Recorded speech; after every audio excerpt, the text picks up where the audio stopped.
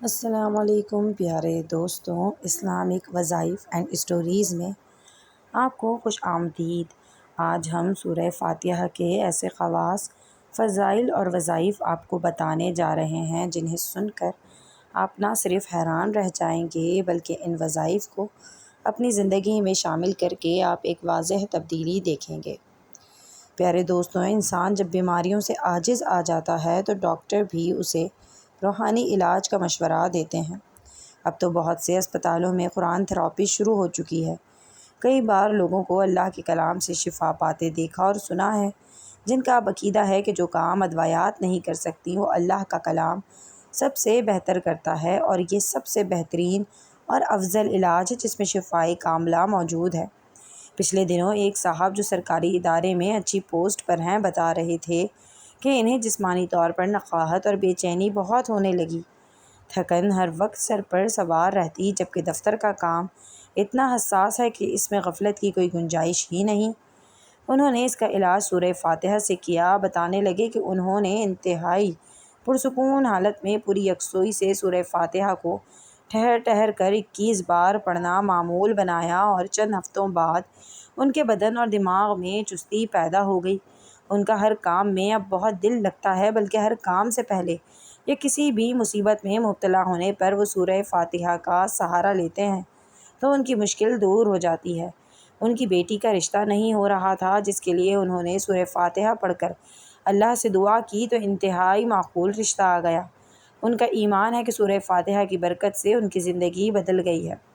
پیارے دوستوں، اس میں کوئی شک بھی نہیں کہ سورہ فاتحہ کی برکات اور فیوز سے بے شمار لوگ مستفید ہوتے ہیں۔ سورہ فاتحہ سے شفا کے بارے میں صحیح بخاری میں ایک جامع حدیث موجود ہے جو یوں بیان کی گئی ہے: مجھ سے محمد بن مسنہ نے بیان کیا، کہا ہم سے وہب بن جریر نے بیان کیا، کہا ہم سے ہشام بن حسام نے بیان کیا، ان سے محمد بن سیرین نے، ان سے معبدین سیرین نے، اور ان سے حضرت ابو سعید خدری رضی اللہ تعالیٰ عنہ نے بیان کیا کہ ہم ایک فوجی سفر میں تھے۔ رات میں ہم نے ایک قبیلے کے نزدیک پڑاؤ کیا۔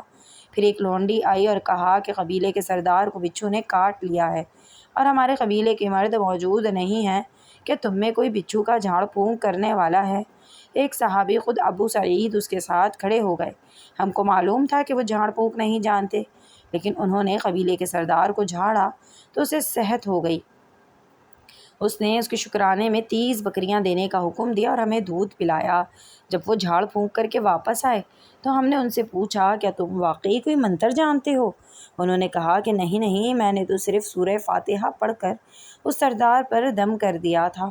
ہم نے کہا کہ اچھا، جب تک ہم رسول کریم صلی اللہ علیہ وآلہ وسلم سے اس کے متعلق نہ پوچھ لیں، ان بکریوں کے بارے میں اپنی طرف سے کچھ نہ کہو۔ چنانچہ ہم نے مدینہ پہنچ کر حضور صلی اللہ علیہ وآلہ وسلم سے ذکر کیا تو آپ نے فرمایا کہ انہوں نے کیسے جانا کہ سورہ فاتحہ منتر بھی ہے؟ جاؤ، یہ مال حلال ہے، اسے تقسیم کر لو اور اس میں میرا بھی حصہ لگانا۔ نماز میں سورہ فاتحہ کی قرأت فرض ہے، اور یہ اس کا ضروری رکن ہے جس کے ترک سے نماز باطل ہو جاتی ہے۔ تمام قرآن میں سے صرف اسی سورت کو نماز میں بطور رکن کے مقرر کیا گیا، اور باقی قرأت کے لیے اختیار دیا گیا کہ جہاں سے جیسے چاہے پڑھ لو۔ اس کی وجہ یہ ہے کہ سورہ فاتحہ پڑھنے میں آسان، مضمون میں جامع اور سارے قرآن کا خلاصہ، اور ثواب میں سارے قرآن کے ختم کے برابر ہے۔ اس صورت میں اللہ کی صفات ہیں اور اس کو الشفاء و رقیہ بھی کہا گیا ہے۔ حدیث مبارکہ ہے کہ حضرت صلی اللہ علیہ وآلہ وسلم نے فرمایا کہ سورہ فاتحہ ہر بیماری کے لیے شفا ہے۔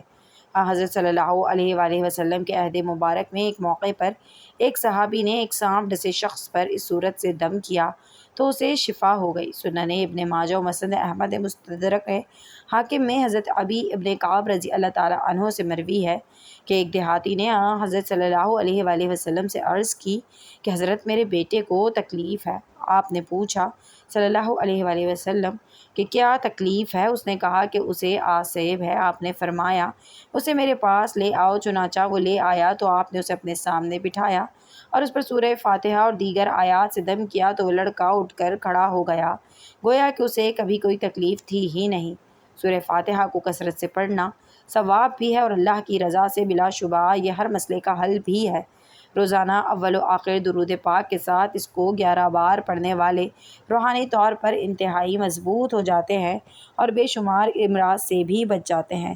یہاں ہم سورہ فاتحہ کا ایک خاص وظیفہ بھی آپ کو بیان کرتے چلیں، جسے پڑھنے سے بہت سے لوگوں نے بہت فائدہ حاصل کیا ہے۔ بسم اللہ الرحمن الرحیم کے آخری میم کو سورہ فاتحہ کے لام سے ملا کر 7 دفعہ پڑھ کر پانی وغیرہ میں دم کیا جائے، اور اس طور پر کہ سانس کے ساتھ کچھ تھوک کے ذرات بھی پانی میں جائیں تو یہ پانی پینے والے کو شفا حاصل ہوتی ہے۔